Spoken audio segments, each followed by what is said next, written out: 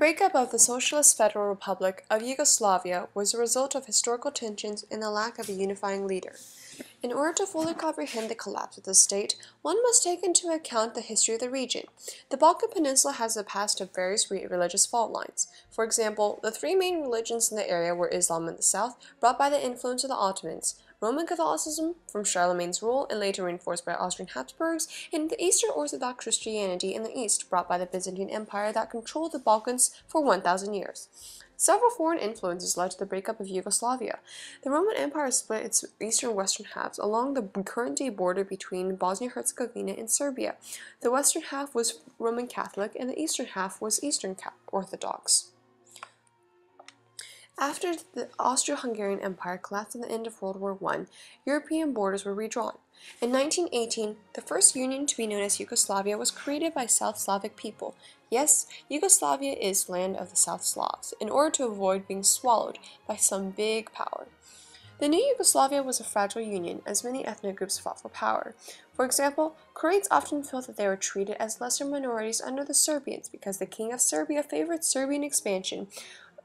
But Stjepan Radic, a Croat politician advocating more equality, was murdered. The king dissolved parliament and ruled as a dictator and then was assassinated, and so forth. As a wise vlogger once said, you get the point. This history of bloodshed continued during World War II when Croat nationalists allied with the Nazis in the hopes that that would secure the independence from Serbia.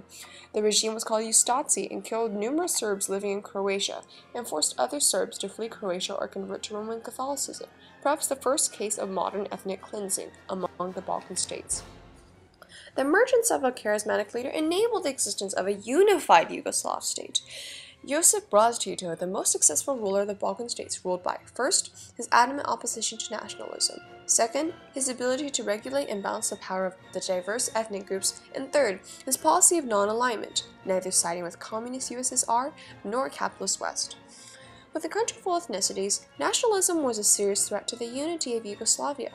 Tito condemned nationalist movements. In fact, the punishment for leaders of any nationalist uprisings was to either arrest or execute them. Pretty effective when one considers those choices. Tito emphasized the balanced powers of each of the 6 republics and their respective ethnic groups. It was his job to promote a feeling of equality, and he stressed the fact that all the minorities had equal representation, and he did a pretty good job at that. Each republic was in charge of its own economy and received a great amount of autonomy. However, Tito still remained the most powerful person in Yugoslavia. After all, he was named President for life of the Republic of Yugoslavia. Not a bad title. While Tito's strong dictatorial method of ruling was pretty effective, his human rights violations are still the subject of controversy today. Tito's communism differed from that of the USSR's, but he attempted to stay neutral between the West and the USSR during the Cold War by his independent road, what we call Titoism. This was especially significant because Yugoslavia was the first Eastern European country to successfully defy Soviet hegemony. The death of Tito in May of 1980 resulted in former Yugoslavian republics vying for autonomy, marking a major turn in European history. The biggest problem? Tito didn't plan who would be his successor. Instead, he was replaced by a collective presidency of representatives from each of the republics. The weak government was pretty weak and unable to cope with economic issues, such as foreign debt, and thus allowed for the revival of historical ethnic tensions. The unstable political situation was also exacerbated by the rise of Slobodan Milosevic, a nationalistic Serbian politician and president whose policies were central to the Balkan conflicts. You may also have heard of him as the Butcher of the Balkans. The 4 central theaters of conflict were in Slovenia, Croatia, Bosnia-Herzegovina, and Kosovo, each with varying paths to independence. Posle rata imamo uvijek opet isto tako da moramo dokazivati da Jugoslavija je jedinstvena. Da je laž ono što se priča da će Jugoslavija propasti ako ovaj ili one nestane, to jest ja ili neki drugi. Jugoslavija je danas tako vezana, toliko je jedinstvena, bez obzira na nas, više nas. In June 1991, Slovenia declared independence from Yugoslavia.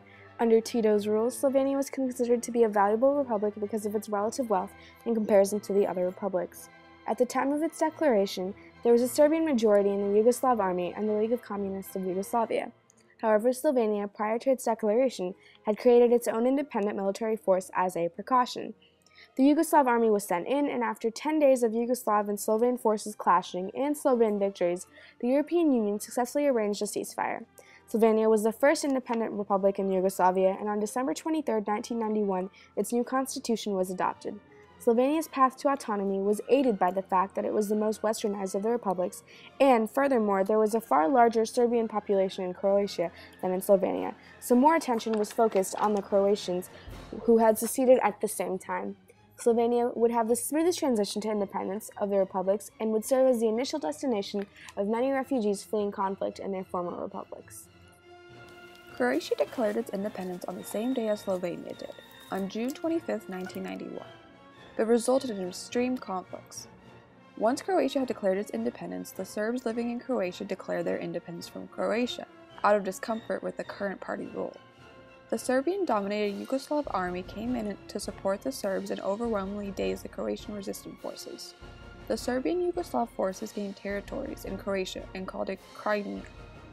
Nearly the entire Serbian population that resided in Croatia prior to the declaration of independence was either forced to flee to Serbia or killed after the conflict. The UN Protection Forces, nicknamed Smurfs during the conflict because, like the cartoon character, their uniform was blue and they did absolutely nothing, deemed that the bout of the ethnic cleansing here of Bosniaks and Croats to be one of the most horrific crimes against humanity in Europe.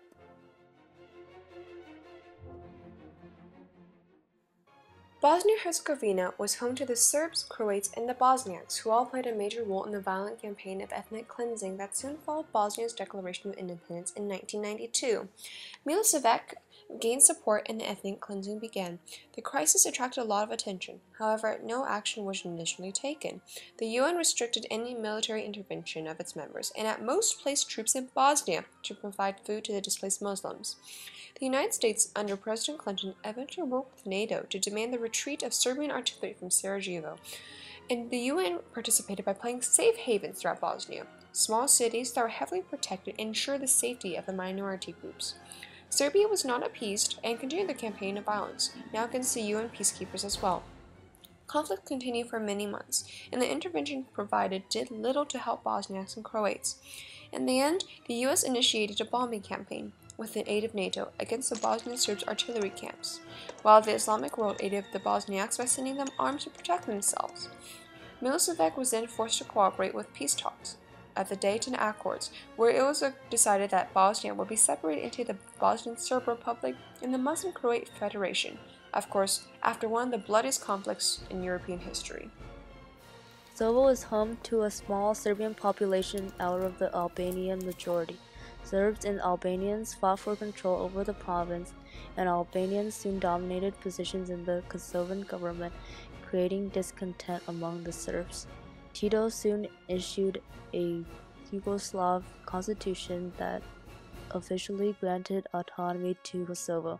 However, when Milosevic, the Serbian leader, seized control over Kosovo, he not only stripped Kosovo of its independence, but also sponsored a campaign against the Kosovars, essentially an ethnic cleansing.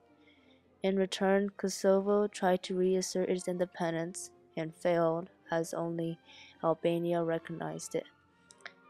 Serbian policies in Kosovo were oppressive and intensified when fighting broke out in 1998. NATO intervened the next year, however, thousands of Kosovars had been killed or forced to flee from the Serbian military forces. Finally, Serbian forces were driven out of the province and the United Nations took authority over Kosovo. The death of Tito resulted in the unraveling of the Yugoslavian state and allowed for historical conflicts and tensions to manifest in the autonomy of new republics in the Balkans. Without a doubt, the process of the breakup of Yugoslavia is one of the most significant events in modern history.